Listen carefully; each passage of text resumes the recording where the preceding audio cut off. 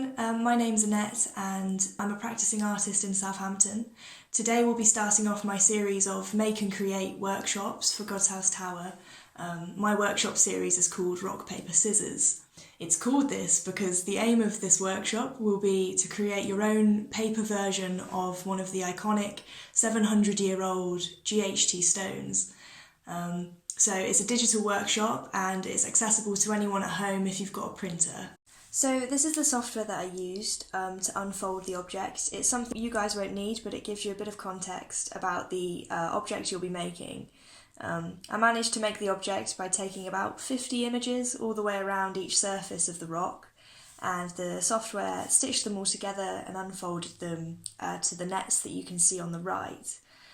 Each shape corresponds to a different part of the object, and when you zoom in you'll see matching numbers which eventually, once you print them out and cut them up, you can fold together and match them to form the shape.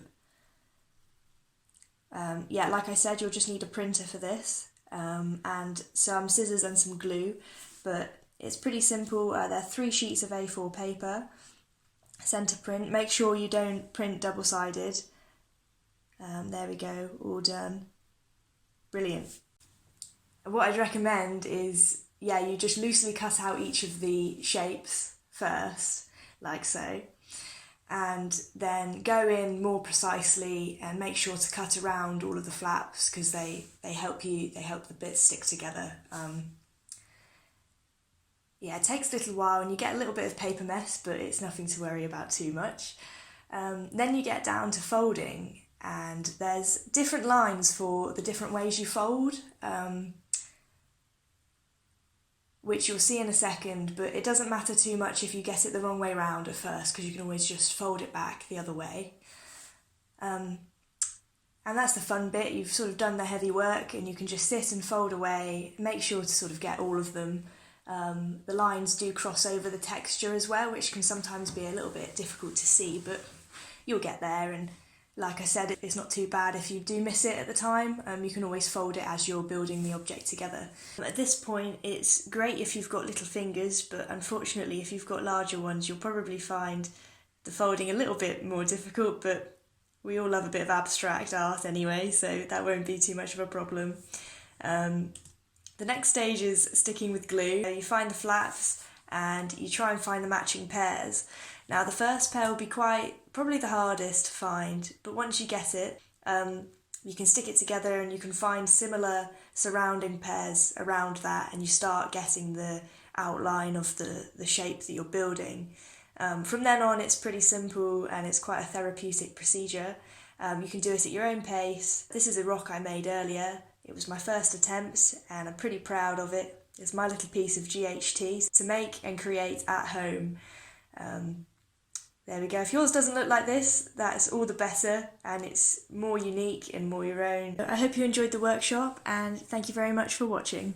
The workshop aim is to sort of encourage a reflection on the ways that technology is helping us see and understand our surroundings through new lenses of representation, in ways that sort of generations up to the 1900s and even 2000s would never have been able to imagine before.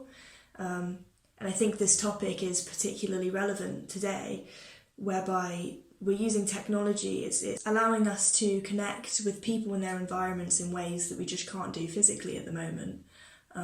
It's a really interesting point, I think, where we can really consider the differences between a physical presence and a digital one.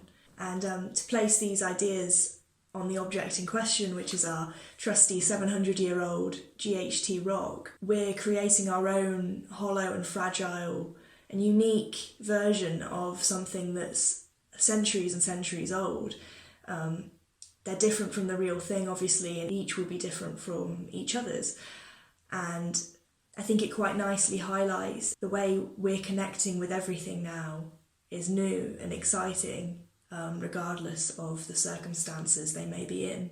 I hope this workshop sparks a lot of interesting conversations, and I'd love to see the end results. In this difficult time, GHT would benefit greatly from any donations you could spare. Please follow the link below to donate to the GHT PayPal account. In doing this, you'll be supporting the organisation and local artists alike to continue developing great content to keep us all entertained at home. You can subscribe to the GHT YouTube channel by clicking here, and you can watch more quality content by clicking here. Thanks very much for watching again, and stay safe.